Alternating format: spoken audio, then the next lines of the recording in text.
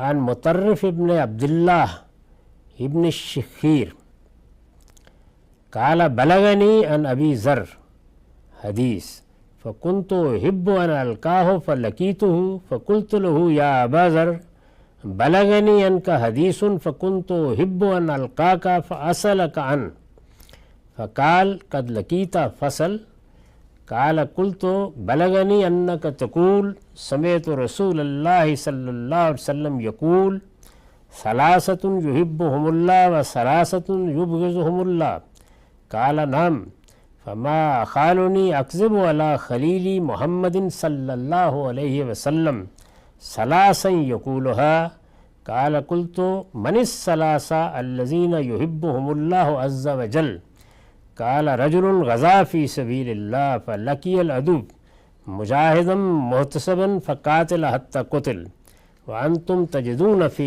کتاب اللہ عز وجل ان اللہ یحب الذین یقاتلون فی سبیلہ صفا ورجل یکون مع قوم فیسیرون فیطول سراہم حتی یشک علیہم الکرا والنواس فینزلون فی آخر اللیل ان یمسوا الارض فیقوم الی وضوئہ وصلاتہ حتی یوقظہم لرحیلہم ورجل لہ جار یوزی فیصبر علی اذاہ ویحتسب حتی یکفیہ اللہ ایاہ بموت و حیات۔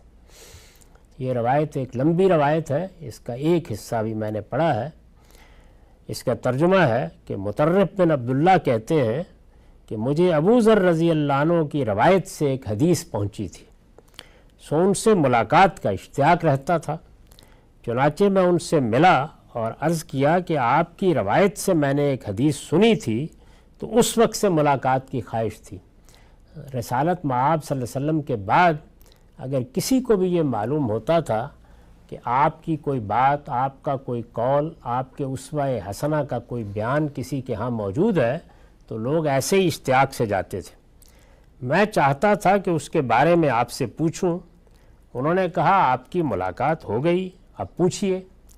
کہتے ہیں کہ میں نے عرض کیا مجھ تک یہ بات پہنچی ہے کہ آپ کے بقول آپ نے رسول اللہ صلی اللہ علیہ وسلم سے سنا ہے کہ 3 قسم کے لوگ ہیں جن سے اللہ محبت رکھتا ہے، اور 3 ہی قسم کے لوگ ہیں جنہیں وہ سخت ناپسند کرتا ہے۔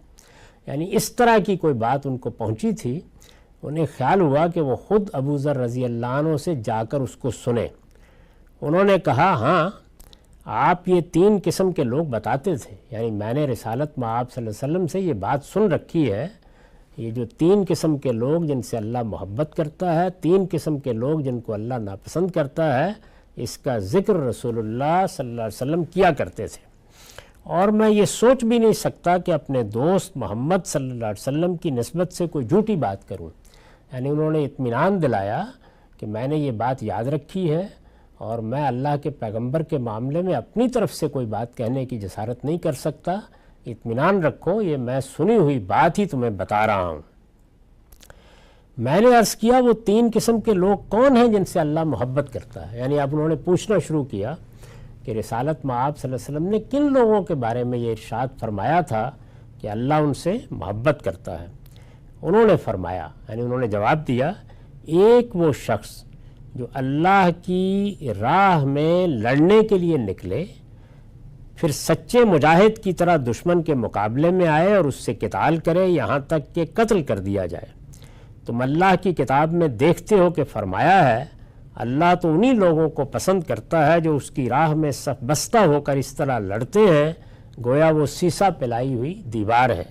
یہ سورہ صف کی آیت کا ترجمہ ہے۔ دوسرے وہ شخص، یعنی ایک پہلے انہوں نے یہ بیان کیا کہ بندے کو کسی مارکے میں اترنا پڑا، وہ اللہ کی راہ میں آیا، اس نے قتال کیا اور اللہ کی راہ میں شہید کر دیا گیا، تو اللہ اس سے محبت کرتا ہے۔ گویا اللہ کے پسندیدہ لوگ میں سب سے پہلی حیثیت اسی طرح کے لوگوں کی ہے۔ دوسرے وہ شخص جو کسی قافلے کے ساتھ سفر میں ہو اور سفر طویل ہو جائے، یہاں تک کہ لوگ اونگ اور نیند سے گراں بار ہو رہے ہوں، پھر وہ رات کے آخری حصے میں کسی وقت زمین پر آرام کے لیے اترے تو وہ وضو اور نماز کے لیے اٹھ کھڑا ہو اور کوچ کا وقت آنے والے پر قافلوں کو جگا دے۔ یہ صورت اس زمانے میں بہت پیش آتی تھی رات کو دیر تک سفر ہوتا تھا، لوگ بہت تھک چکے ہوتے تھے. خود رسالت میں آپ صلی اللہ علیہ وسلم کو ایک موقع پر ایسی صورت پیش آئی تو کوئی ایک آدمی یہ طے کر لیتا تھا کہ میں نہیں سوؤں گا اور وقت پر جگا دوں گا. تیسرے وہ شخص جس کا کوئی ایسا ہمسایہ ہو جو اسے تکلیف پہنچاتا ہو لیکن وہ اس کی اذیتوں پر صبر کرے اور اسی کو کافی سمجھے یہاں تک کہ اللہ ہی اس کے مقابلے میں اس کے لیے کافی ہو جائے، خواہ یہ زندگی میں ہو یا موت کے ذریعے سے. تو یہ 3 لوگ انہوں نے بیان کیے، یعنی ہمسائے کی طرف سے اذیت کے باوجود صبر کرنا اور اللہ پر بھروسہ رکھنا. لوگ تھکے ہوئے سونے کے لیے بیتاب ہوں، اس وقت جاگنا، اللہ کی عبادت کرنا اور ان کے جگانے کا اہتمام کرنا اور اللہ کی راہ میں قتال کے لیے اترنا. تو یہ ظاہر ہے کہ ایسی چیزیں نہیں ہیں جن پر کوئی مزید وضاحت کی ضرورت ہو. یہ بہت واضح ہے کہ بڑی غیر معمولی نیکی ہے. اللہ نے یہ فرمایا کہ اس 3 لوگوں کو میں بہت محبت کی نگاہ سے دیکھتا ہوں. وآخر دعوانا الحمدللہ رب العالمین. بسم اللہ الرحمن الرحیم. ہم مطرف بن عبداللہ کی ایک روایت کا مطالعہ کر رہے ہیں جس کے راوی سیدنا ابو ذر ہیں. اس میں یہ بیان ہو چکا کہ رسالت بآب صلی اللہ علیہ وسلم نے کسی موقع کے اوپر یہ فرمایا کہ 3 لوگ ایسے ہیں کہ جن لوگوں کو اللہ تعالیٰ محبوب رکھتا ہے، اللہ ان سے محبت کرتا ہے. وہ 3 لوگ کون سے ہیں اس کی تفصیل پچھلی نشست میں ہو چکی ہے اور روایت کے اس حصے کی ہم نے شرح و وضاحت بھی کر دی. اب اس کے آگے یہ ہے کہ سیدنا ابو ذر نے یہ بھی بیان کیا تھا کہ 3 لوگ وہ ہیں جن کو اللہ تعالیٰ سخت ناپسند کرتا ہے. یعنی ایک وہ کہ جن کو اللہ بہت پسند کرتا ہے، ان کا ذکر ہوا. اب یہ ہے کہ وہ کون ہیں جن کو اللہ سخت ناپسند کرتا ہے. یہ کہتے ہیں، یعنی اس روایت کے راوی یہ کہتے ہیں کہ میں نے عرض کیا، سیدنا ابو ذر سے میں نے پوچھا، اور وہ 3 کون ہیں جنہیں اللہ سخت ناپسند کرتا ہے؟ اس کے الفاظ یہ ہیں: قال قلت من الثلاثة الذين يبغضهم الله قال الفخور المختال وانتم تجدون في كتاب الله عز وجل ان الله لا يحب كل مختال فخور والبخيل المنان والتاجر او البياع الحلاف. قال قلت يا ابا ذر ما المال؟ قال فرق لنا وزود، یعنی بالفرق غنما یسیرا. قال قلت لست عن هذا اصل انما اصلك عن صامت المال. قال ما اصبح ولا امسى وما امسى لا اصبح. قال قلت يا ابا ذر ما لك ولاخوتك قريش؟ قال والله لا اصلهم دنيا ولا استفتیہم عن دین اللہ حتی القی اللہ ورسولہ ثلاثا یقولها. ترجمہ یہ ہے، میں نے عرض کیا اور وہ 3 کون ہیں جنہیں اللہ سخت ناپسند کرتا ہے؟ فرمایا ایک وہ جو اکڑتا اور فخر جتاتا ہے، یہ اللہ کو سب سے زیادہ ناپسند ہے. اور یہی وجہ ہے کہ آگے خود ابو ذر نے حوالہ دیا ہے. ظاہر رسالت مآب صلی اللہ علیہ وسلم نے یہ آیت اس موقع پر پڑھی ہوگی. فرمایا ایک وہ جو اکڑتا اور فخر جتاتا ہے، اور تم خدا کی کتاب میں بھی دیکھتے ہو کہ فرمایا ہے اللہ کسی اکڑنے اور فخر جتانے والے کو پسند نہیں کرتا. قرآن مجید میں بڑی سخت بات یہ بیان ہوئی ہے کہ اللہ کو جو چیز آخری درجے میں ناپسند ہے وہ استکبار ہے، تکبر ہے. اور تکبر کی تعریف رسول اللہ صلی اللہ علیہ وسلم نے یہ کی ہے کہ آدمی کسی حق کے مقابلے میں اکڑ بیٹھے اور دوسروں کو حقیر سمجھے. تو یہاں یہ بتایا انہوں نے کہ وہ آدمی کہ جو اس طرح شیخی بیکارتا اور دون کی لیتا اور بڑے ہانکتا ہے اور اپنے آپ کو بڑی چیز سمجھتا ہے، اکڑتا ہے، فخر جتاتا ہے، اللہ کو سخت ناپسند ہے. اللہ اس طرح کے لوگوں سے نفرت کرتا ہے. اس کے بعد دوسرا کیا ہے؟ والبخیل المنان. دوسرے وہ جو بخیل ہے اور احسان جتاتا ہے. یعنی اللہ نے جو نعمتیں دی ہیں، ایک تو یہ کہ ان نعمتوں کو اللہ کی راہ میں خرچ کرنے کے لیے تیار نہیں ہوتا، بلکہ بعض اوقات اپنے اعزہ، اقربا، دوست، احباب اور اس سے بھی آگے بڑھ کر بعض لوگ ایسے بخیل ہوتے ہیں کہ اپنی ذات پر بھی خرچ کرنے کے لیے تیار نہیں ہوتا۔ تو ارشاد ہوا کہ اللہ اس طرح کے لوگوں کو سخت ناپسند کرتا ہے، کیونکہ یہ دنیا کی عارضی زندگی ہے، اس میں جو نعمت ملتی ہے کوئی ابدی طور پر انسان نے اس کو لے کر قبر میں نہیں جانا ہوتا، وہ یہی ختم ہو جاتی ہے یا وارثوں کے سپرد ہو جاتی ہے، تو اس کو اللہ کی نعمت سمجھ کر اس سے فائدہ اٹھانا، اپنے اعزہ اقربا کی ضرورتیں فراخ دلی سے پوری کرنا، اپنی ضرورتوں سے آگے بڑھ کر جو انسان کے اندر ایک جمالیات کا احساس ہے اس کی تسکین کے لیے خرچ کرنا، یہ سب چیزیں اللہ کے ہاں پسندیدہ چیزیں ہیں۔ اور اس کے بعد اللہ توفیق دے تو اللہ کے بندوں کی مدد کرنا، غریبوں کی مدد کرنا، اعزہ اقربا میں یہ دیکھنا کہ کون میری مدد کا مستحق ہے۔ تو ایک یہ فرمایا کہ بخیل ہے، اور پھر دوسرا پہلو یہ بیان کیا کہ اگر کسی کو کچھ دے بیٹھتا ہے تو پھر احسان کے تانے مار مار کے اس کا حال خراب کر دیتا ہے۔ قرآن مجید کی سورہ بقرہ کے آخر میں ہمیں معلوم ہے کہ یہ تنبیہ فرمائی ہے کہ اگر یہ حوصلہ نہیں ہے کہ دے کر دوسرے کی عزت قائم رکھ سکتے ہو، دوسرے کے وقار کا لحاظ کر سکتے ہو، اگر دے کر احسان جتانا ہے، اذیت دینی ہے، اگر دوسرے آدمی کے اوپر بار بار اس کا اظہار کرنا ہے تو عذراہ کرم نہ دینا بہتر ہے۔ اللہ تعالیٰ نے فرمایا کہ پھر اپنے پاس ہی رکھو، اللہ کو اس طرح کا صدقہ، اس طرح کی زکوٰۃ، اس طریقے سے خرچ کرنا، ایسا انفاق قبول ہی نہیں ہے۔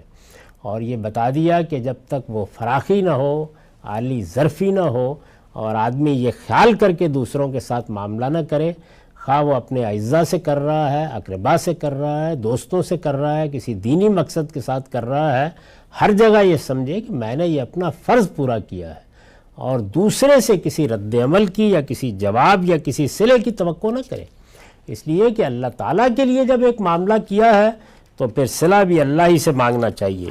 تو ارشاد فرمایا کہ دوسرا وہ جو بخیل ہے اور احسان جتاتا ہے۔ اس کے بعد تیسرا کون ہے؟ وَالتَّاجِرُ أَوَ الْبَيَّاعُ الْحَلَّافُ، تیسرے وہ تاجر یا خرید و فروخت کرنے والا جو اس کے لیے قسمیں کھاتا ہے۔ یعنی اکثر دیکھا ہوگا کہ دوسرے کو آدمی احساس دلاتا ہے کہ یہ چیز تو میں نے اتنے میں خریدی ہے، وہ باور نہیں کرتا تو قسم کھانے لگ جاتا ہے، اور عام طور پر تجربہ یہ ہے کہ یہ قسمیں جھوٹی ہوتی ہیں۔ اسی طریقے سے کسی چیز کے بارے میں اس کے معیار کا سوال بھی پیدا ہوتا ہے، اس میں بھی آپ دوسرے پر اعتماد ہی کر سکتے ہیں۔ کوئی آپ کو اطلاع دیتا ہے، اپنے مال کے بارے میں کچھ بتاتا ہے، آپ کسی جگہ بھیجتے ہیں اپنا مال تو بتائیں گے نا کہ اس میں کیا ہے اور اس کے خصائص کیا ہیں، مانگنے والے نے کیا مانگا تھا، خریدنے والے نے کیا خریدا تھا۔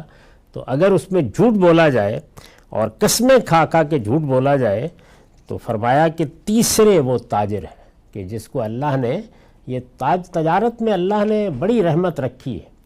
یعنی حقیقت ہے کہ جس وقت کوئی انسان ملازمت کا فیصلہ کرتا ہے تو میں یہ کہا کرتا ہوں کہ وہ اللہ کو درخواست کرتا ہے کہ اب محدود ہی دینا، لیکن تاجر کے لیے تو گویا اللہ کے ہاں رحمت ہی رحمت ہوتی ہے، تو اس میں یہ کام اس کو نہیں کرنا چاہیے۔ یہ بات ہو گئی، اس میں یہ سب باتیں بیان ہو گئی۔ اس کے بعد اس روایت کا کچھ حصہ جو ہے سیدنا ابو ذر کے بارے میں ہے۔ کہتے ہیں میں نے پوچھا ہے ابو ذر آپ کے پاس کیا مال و دولت ہے؟ یعنی آپ بیٹھے ہوئے جنگل میں چلے گئے تھے، مدینے سے باہر بہت اختلاف تھا ان کا بعض صحابہ سے۔ فرمایا تھوڑی سی بکریاں ہیں، چند اونٹ ہیں۔ انہوں نے فرق کا لفظ استعمال کیا اور اس سے ان کی مراد تھوڑی سی بکریاں تھیں، یعنی بس یہاں پہ یہ چند جانور میں نے رکھے ہوئے ہیں اور ان سے میں اپنا گزر بسر کر لیتا ہوں۔ میں نے عرض کیا میں اس کے متعلق نہیں پوچھ رہا، میں تو اس مال کے بارے میں پوچھ رہا ہوں جو ان کی طرف بولتا نہیں ہے۔ یہ عربوں کی خاص تعبیر ہے، یعنی سونے چاندی کو وہ یہ کہتے ہیں کہ یہ نہ بولنے والا مال ہے، اور بھیڑ بکریوں کو کہتے ہیں کہ یہ بولنے والا مال ہے، اس لیے کہ وہ ممیاتی رہتی ہیں، بولتی رہتی ہیں۔ تو انہوں نے کہا کہ انما اصلوں کا انسامت المال، میں اس کے بارے میں پوچھتا ہوں۔ انہوں نے کہا کہ ما اصبح لا امسا و ما امسا لا اصبح، کیا خوبصورت عربی ہے۔ انہوں نے کہا جو صبح ہوتا ہے وہ شام کو نہیں ہوتا، جو شام کو ہوتا ہے وہ صبح نہیں ہوتا۔ تو ایسی میں درویشی کی زندگی بسر کرتا ہوں۔ میں نے عرض کیا آپ کا اپنے قریشی بھائیوں کے ساتھ کیا معاملہ ہے؟ اختلاف تھا چونکہ باہر چلے گئے تھے۔ فرمایا خدا کی قسم میں نہ ان سے دنیا مانگتا ہوں نہ دین کے بارے میں کچھ پوچھتا ہوں، یعنی میں نے ایک طرح سے اپنے آپ کو ان سے الگ کر لیا ہے، اور میں یہی کرتا رہوں گا یہاں تک کہ اللہ اور اس کے رسول سے جا ملوں۔ انہوں نے یہ بات 3 مرتبہ دہرائی۔ یہ کیوں ہوا؟ وہ کیوں باہر چلے گئے؟ عین صحابہ کے دور میں یہ اقدام کیوں کیا گیا؟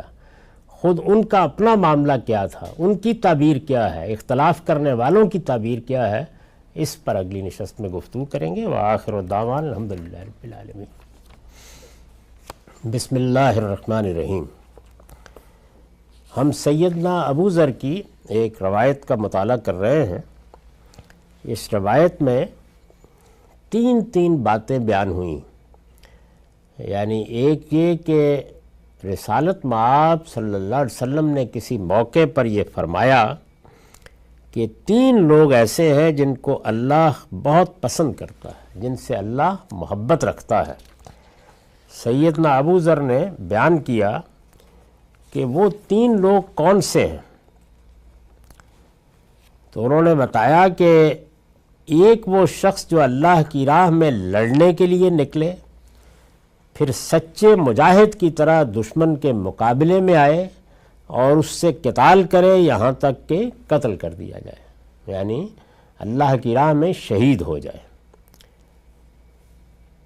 اور اس کے لیے انہوں نے قرآن مجید کی آیت بھی پڑھی، رسالت مآب صلی اللہ علیہ وسلم نے پڑھی اور روایت کی یا اپنے طور پر پڑھی، اس سے قطع نظر بالکل صحیح استدلال کیا۔ وہ آیت سورہ صف کی آیت ہے جس میں یہ بتایا گیا ہے کہ اللہ تو انہی لوگوں کو پسند کرتا ہے جو اس کی راہ میں سب بستہ ہو کر اس طرح لڑتے ہیں گویا وہ سیسا پلائی ہوئی دیوار ہے۔ ان اللہ یحب الذین یقاتلون فی سبیلہ صفا کانہم بنیان مرصوص۔ دوسرے اس شخص کے بارے میں بتایا کہ اللہ محبت کرتا ہے جو قافلے کے ساتھ سفر میں ہو، سفر لمبا ہو جائے، یہاں تک کہ رات کے وقت لوگ اونگ اور نیند سے گراں بار ہو رہے ہوں، یعنی چلنا مشکل ہو جائے، پھر وہ رات کے آخری حصے میں کسی وقت زمین پر آرام کے لیے اترے اور وہ وضو کر کے نماز کے لیے کھڑا ہو جائے اور کوچ کا وقت آنے والوں پر قافلے کو جگا دے۔ ظاہر ہے یہ بڑی غیر معمولی بات ہے، اور اس کا جو سیرت میں ہمیں ایک موقع کے اوپر حوالہ ملتا ہے جس میں خود رسالت مآب صلی اللہ علیہ وسلم اور صحابہ ایک سفر میں تھے غالباً خیبر سے واپسی پر، تو وہاں یہی صورتحال پیش آئی، یعنی لوگ تھک گئے، خود رسول اللہ صلی اللہ علیہ وسلم نے فرمایا کہ اب کوئی چارہ نہیں رہا، ڈیرے ڈال دیے گئے، اور بلال سے آپ نے فرمایا، جیسے کہ موطا میں امام مالک نے بہت ہی خوبصورت طریقے سے اس واقعے کو روایت کیا ہے کہ حضور نے بلال سے کہا کہ ذرا دیکھتے رہنا کہیں فجر کی نماز نہ چلی جائے، لیکن بلال بھی سو گئے، اور جب حضور نے صبح دیکھا کہ سورج نکل چکا ہے، نماز سب کی قضا ہو گئی ہے، پوچھا کیا ہوا بلال، تو انہوں نے کہا کہ غلبت نہیں عنایا، یعنی آنکھوں پر نیند کا غلبہ ہو گیا، یعنی میں کچھ بھی مزاحمت نہیں کر سکا، بہت تھکے ہوئے تھے لوگ۔ تو یہ واقعہ پیش آیا، تو اس میں رسول اللہ صلی اللہ علیہ وسلم نے کیا کیا، نماز کیسے پڑھی، اس پر کیا تبصرہ کیا، وہ یہاں موضوع نہیں ہے۔ یہاں یہ بیان کر رہے ہیں کہ جس شخص نے یہ خدمت کی اس موقع پر کہ وہ جاگتا رہے اور لوگوں کو وقت پر بیدار کر دے، تو اللہ کو وہ بہت محبوب ہے۔ اور تیسرے وہ کہ جو کسی جگہ رہتا ہو اور اس کا ہمسایہ اسے تکلیف پہنچائے اور وہ اپنے ہمسائے کی اذیتوں پر صبر کرے اور بس صبر ہی کرتا رہے یہاں تک کہ اللہ تعالیٰ یا زندگی میں اس ہمسائے سے نجات دلا دے یا موت کا پیغام آ جائے، گویا پوری زندگی صبر کرتے ہی گزار دے اپنے ہمسائے کی اذیتوں پر، تو یہ فرمایا کہ اس کا بھی اللہ کے ہاں یہ مقام ہے کہ اللہ اس کو محبوب بنا لیتا ہے اپنا۔ تو یہ 3 باتیں بیان کی، اس کے بعد 3 باتیں انہوں نے وہ بیان کی جس میں یہ بتایا کہ وہ کون لوگ ہیں جن سے اللہ تعالیٰ نفرت کرتے ہیں، سخت ناپسند کرتے ہیں۔ اس میں ایک وہ جو اکڑتے اور فخر جتاتے ہیں، یہ قرآن میں بھی بیان ہوا ہے کہ اللہ تعالیٰ کے ہاں جو سب سے بری چیز ہے وہ یہ کہ آدمی متکبر ہو، اور اس کو اس طرح بیان کیا ہے کہ استکبار یا تکبر ایسا گناہ ہے کہ اگر کسی آدمی کے ہاں یہ موجود ہو تو پھر وہ جنت میں داخل نہیں ہو سکتا، اور اس میں بہت سخت تعبیر کی ہے کہ وہ جنت میں داخل نہیں ہو سکتا یہاں تک کہ اونٹ سوئی کے ناکے میں داخل ہو جائے۔ تو یہ اس کو بیان کیا۔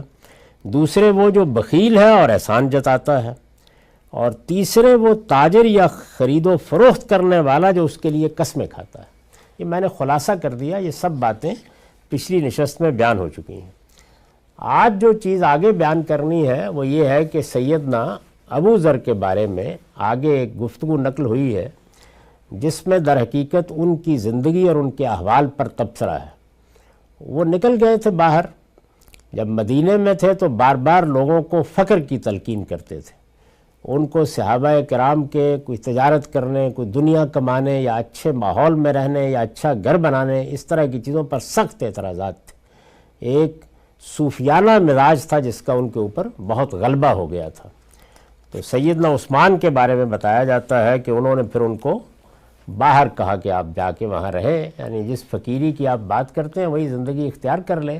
صحابہ کو ان سے اختلاف تھا۔